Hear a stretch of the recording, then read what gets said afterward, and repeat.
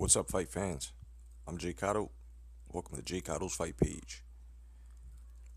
You know, I've heard of fighters wanting to be part of something, or fighters fighting harder to get their names recognized, and and other things that they have done in positivity in order for them to advertise themselves, put themselves out there.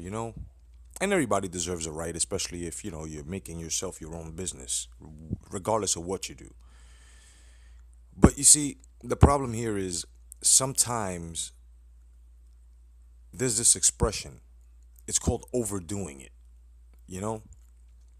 And sometimes when you overdo it at a job, sometimes you'll have to work twice than what you've worked once because you've overdone it and you might have overdid something that requires, more attention to be done over and correctly. So, in the case of Paulie Malignaggi, these things that are circulating, I personally am not talking about this circus act. I'm just talking about now, since it has to do with a fighter, Paulie Malignaggi, as I call Paulie the Yak Malignaggi. Now, the thing here with Paulie is, I just don't understand what's the problem. I mean, first of all, you went and you said things about the MMA guy, right? You said it'd be easy and all this stuff, you know. Then he came back and said something. So you guys were with your antics and and talking all this stuff. Personally, I think it's a circus act. Nothing happened, but I'm only making this video for those who are falling for the bullshit. Now, Paulie Malignaggi, has these past days has been very upset and very adamant about Conor McGregor releasing some footage of him on the ground. Now there are a lot of speculation that he was taken to school by Conor. You know, the only ones I hear saying that Paulie took Conor to school was Paulie Malignaggi. The other fighters that he sport have come forward and said that he's not really all that. Conor, that is. My whole thing here is that Paulie Malignaggi tried to make himself part of this attraction by sparring Conor McGregor. Now, if you look closely, days after, or should I say a day after, 2 days after, you can notice the cookie or the mouse, you know, or the boo boo, whatever the fuck you guys want to call it. If I'm not mistaken, under the left eye of Paulie Malignaggi, you can see that it's swollen. He got tagged a bit. Then there are photos of Malignaggi on the ground, and then you have like two of them with Connor. It looks like he's like dropping a knee on him or something. The whole thing here is that you talked shit about Conor McGregor. He took you into the gym. Whether he pushed you down and started kneeing you, or he started hitting you illegally or whatever, you should have been a bit smarter because you claim to be smart. You come off intelligent. You should have known that this was gonna be a fucking trap. This was gonna be something where Paulie Malignaggi was not even worried about sparring you. He was just gonna fucking make a fuckery out of you. He was gonna embarrass you. And from the photos and from everything that everyone has said, it's like he went in there and picked on you like what I'm saying, the bully in the cafeteria at school. Whether you got shoved down or not, you were on the ground. He was over you, and whether it was a punch that put you down or a shove that put you down, it was just the whole point that he wanted you to look up to him. And he did that. He had his way with you, and just basically, man, he just made you look stupid. That was his whole plan. It had nothing to do with sparring. You, on the other hand, should have just stood quiet about it, you know, and just went about your way broadcasting, you know. But since you're an attention whore, we all know this. We all know this. You may not know how to box, but you know how to talk it. So that's what you should have stood doing. There were other candidates, but you wanted to be the first one. So you went out there, and Conor McGregor is making you look like the, he's making you look like you're weak, man. He's making you look like you had no power whatsoever, physically. You had no power within your occupation either. So it just gets to the point, man, that Paulie, whether you like it or not, you're just irrelevant when it comes to stepping into the ring in any fashion, sparring or competitively. So just stay behind the mic, man. Shit, there are even some of us out here that want you to drop the mic and just bounce. But I'm not one of those guys. I happen to like your analytical, you know what I'm saying? Analytical praise for the sport. But at the same time, you have to understand you have to really, really back off on certain things. You're no longer relevant in the ring. You feel what I'm saying? Now, Conor McGregor, whatever it is going to be, I have to see it like this. He isn't racist. You know what I mean? These things that were said about the Rocky 3 thing, about monkeys in the background and all this other bullshit, you know, has nothing to do with racism. It has to do with race baiting. See, these two guys are going to sell this fight no matter what lows they have to take. This is why a boxing fan of my stature will not respect this exhibition. I'm calling it a fucking exhibition. I don't respect it. So a lot of you guys out there are basically looking at this like this is actually going to be a boxing match. You're gonna see a lot of roughing up. A lot of you guys are going to be so fucking upset. Now, I just want to let you know Floyd does not represent the sport of boxing, at least for me, in this fight, or this exhibition, or this fuckery.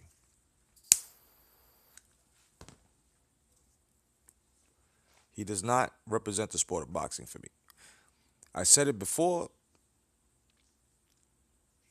but at the same time, he doesn't. You know what I mean? He doesn't. And a lot of people are saying that if he loses, it's going to be a big blow to boxing. No, it's not. See, because even the hardcore boxing fans know that Floyd left. He tried to kill the sport on the way out, tried to take things with him on the way out in order for him to use it as promotional tools as he became a promoter. There's been a lot of false legacy claims, like him saying he's undisputed. Then you got the rest of these dummies going around and saying, but Floyd was never undisputed. Floyd was never unified. At the same time, there are other great fights that are going to happen around that time.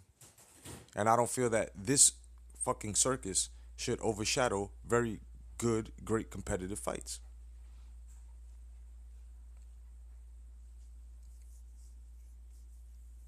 I was reading down my subscription on YouTube, and I just keep seeing it's another thing, Ellie Setback. With his propaganda. This guy used to hate Conor McGregor and jock Nate Diaz. Conor McGregor saw him and told him, "Fuck you, you're a dickass, you're a dickhead, you're a jerk off, blah blah blah."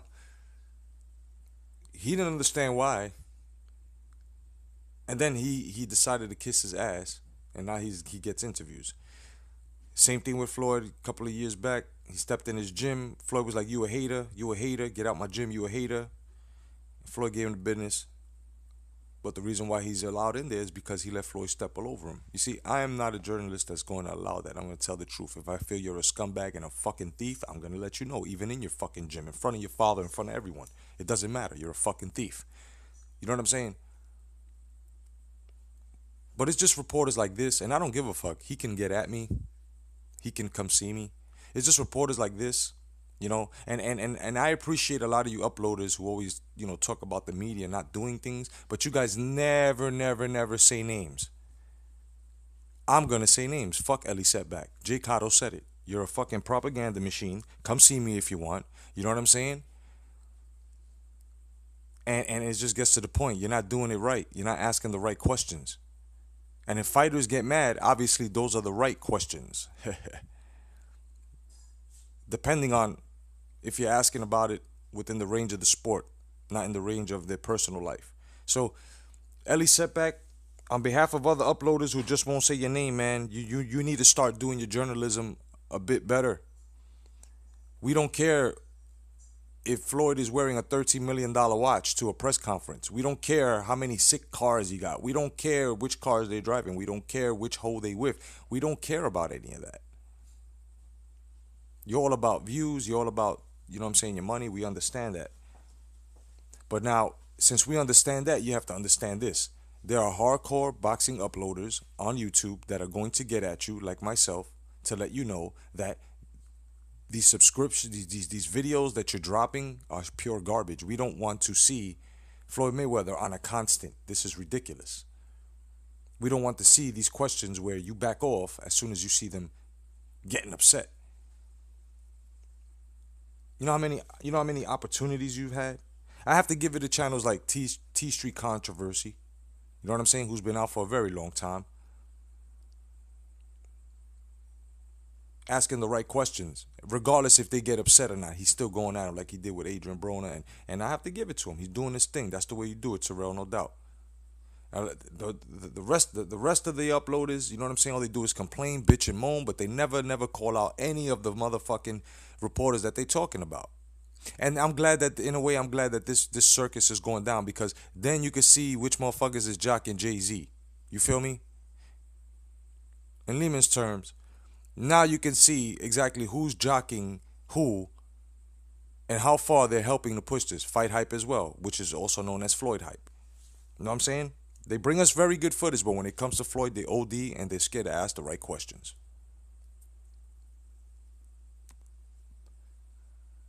If I had an interview with Floyd, whether on the phone or face to face, I'd ask him whether he'd get mad or not. I'd fucking ask him, what took you so long? Because you're the A side, right? You're your own boss. So what took you so long? Why is it that you gave Conor McGregor $100 million straight off the back, but it took you 6 years to give Manny Pacquiao something deserving? How come that you're going out there and saying that you were undisputed when you really wasn't? You know what I'm saying? What is this less you know what I'm saying, less damage, more you know what I'm saying, more reward thing that you're going around and telling her? What is this that you're talking about, that if you don't have an O, you're no good? I mean, you see, like this, all the shit that everybody's recording and talking about, you know what I'm saying? Nobody's coming to the forefront with it. So this fight right here has some significance. It has some significance. And the significance is to see exactly who doesn't know shit about their boxing. Which reporter is asking the right questions to these two? And so far, none have stepped up. So this is why. This is why. This is what Paulie Malignaggi should have been doing. But Paulie Malignaggi praises Floyd. You know what I'm saying? He's been in many Pacquiao smear campaigns ever since the fight. He only said something about Pacquiao once after, because he was asked by Radio Raheem, peace to you, bro. You know what I'm saying? About him being an underdog, and it just came to the point that some reporters are asking the right questions. Now, in our real world, they are putting their job in jeopardy because of it, because of these questions. But at the same time, this is Howard Cosell 101, where you ask the questions and boxers don't like it, so they give you feedback and you keep pressing them on that. You know why? Because they are being paid by us. You know what I'm saying? To entertain and to fight. Or to entertain by fighting. However the fuck you want to put it.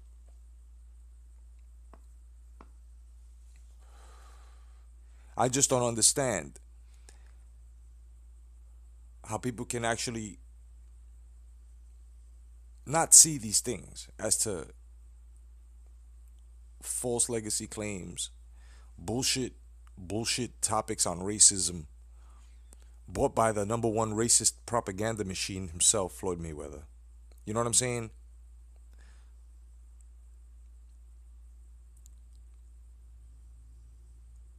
It's disgusting.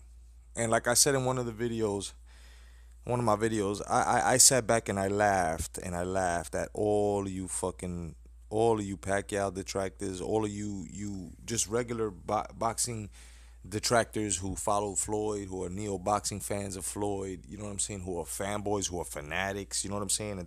And then what's funny is that a lot of uploaders and a lot of fucking fight fans were really on the jock of Floyd and just try to clean their little shit up of what they said negative about Floyd because they got him upset for that. You know what I'm saying? And it's like if you're one of those, then you a fucking dick riding faggot.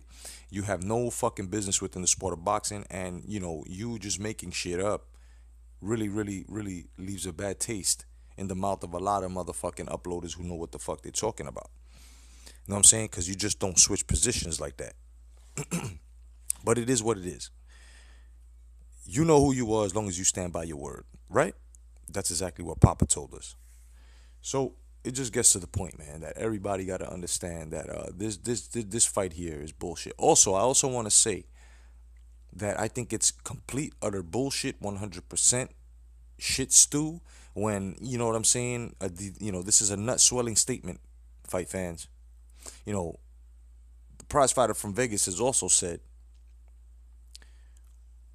that he owes us for the Pacquiao fight. So this is why he's going to go forward at Conor McGregor. Let me tell you something. If you believe that, then you might as well believe in unicorns. You might as well believe in three-legged horses. You might as well believe in your father being David Hasselhoff. You feel what I'm saying? The coolest motherfucker on earth. You know, it's ridiculous, man. This shit is ridiculous. You might as well believe that you have the force, bro.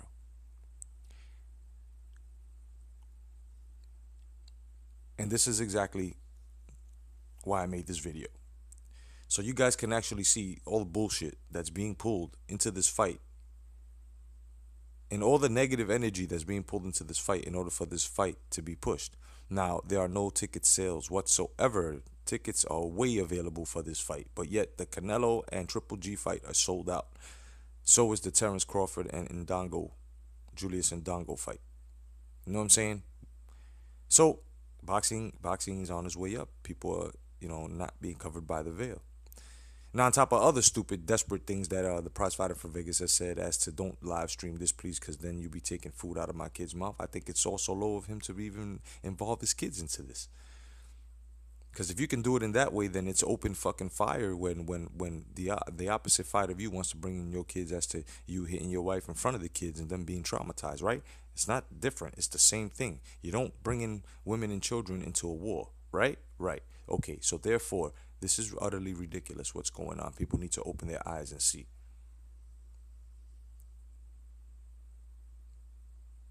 Know what I'm saying? As well as the MMA fans, I just want to let you guys know something. Me myself, I'm a martial artist. You know what I'm saying? I have several styles in my arsenal. I've studied. You know what I'm saying? I've competed. It's just to the point that I don't understand exactly why the fuck you guys have such a grudge with boxing. You gotta understand, boxing was at the forefront way before mixed martial arts. You guys have yet to even admit, okay? And here's a pure boxing fan right here. You guys have yet to admit that Bruce Lee is the grandfather of MMA. You guys, every MMA fan that's out there, and they just can't admit this. They just can't admit this. The first motherfucking armbar, cross armbar, was performed by Bruce Lee in Enter the Dragon against Samuel Hung in the opening motherfucking scene of the movie. The Kempo gloves, created by Bruce Lee. It's just ridiculous, and you guys do not give respect to this man. So let me guess. This was just made up by who? Hoist Gracie? Ken Shamrock? You gotta understand. Martial arts was franchised by yours truly, Bruce Lee, right? Was franchised. So now karate came out, and parts of karate came out. You know what I'm saying? Judo, Kenpo, Shotokan, you know? Ryu Jiu Jitsu, mad shit. And now all of a sudden, you don't see not one franchise anywhere like this, like it used to be. Now it's all mixed into one. So if you do see one open martial arts school, it's gonna have kickboxing, it's gonna have jujitsu, it's gonna have capoeira, it's gonna have everything all in one. I've went as far as to state that maybe in 2 or 3 years from now, boxing will not be there and it'll be part of MMA like permanently. It can't happen. This fight right here, this bullshit fight, is a social experiment. You guys are not understanding this.